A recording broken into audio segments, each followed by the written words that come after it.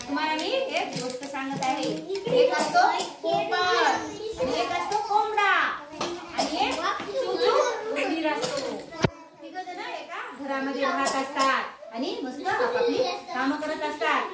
कोंबडा काय करतो? स्वयंपाक करत असतो आणि सगळ्यांना जेवू घालत असतो. आणि पोपट जाऊन फळं आणत असतो जंगलामधून. जंगल पाहिलं का तुम्ही? पोपट जाऊन जंगलातून फळं आणतो. आणि उंदीर काय करतो? त्यांची बाग असती बाहेर, त्या बागेची राखण करीत असतो. मग एका दिवशी काय होते? पोपट फळं आणायला जाते. पोपट फळं आणायला गेल्यावर तिथे एक कावळा असते. कावळ्याकडे कोणीच नसते, ते एकटंच असते काम करायला. म्हणून कावळ्याला हे तिघ जण चांगलं राहिलेलं खपवत नाही. मग ते काय करते? पोपटाला सांगते, तू एकटाच काम करायलाच म्हणते. आणि ते सगळे आयतं बसून घरी खायले, तर तू सगळं काम तू एकटाच करायला.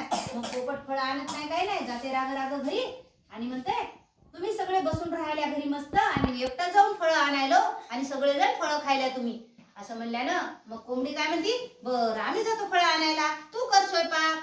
आणि उंदीर तर गार्डनच बागेमध्येच राखण करत असते. मग त्या दिवशी पोपट घरी थांबतो आणि स्वयंपाक करायला जातो. काय होते? त्याच्या हाताला भाजते. मग रडते, ओरडते भाजल्यानं. मग तेवढ्यात कोंबडा आणि उंदीर येतो. म्हणतो, काय झालं पोपट दादा? ते म्हणतंय, माझ्या हाताला भाजलं स्वयंपाक करता वेळी, मला माझी चूक कळली म्हणताय. सगळेजण घरचे काम करणं म्हणजे त्याच्यामध्ये काही अपमान नसते. कोणी कोणतं काम करायचं, ज्याला जे चांगलं जमते ते काम त्यानं करायचं असते, हो की नाही? मग कोंबडीला जे स्वयंपाक चांगला बनते तिने स्वयंपाक करायचा. आणि पोपट स्वयंपाक करू शकते का? नाही, त्यानं फळं आणायचं काम करते.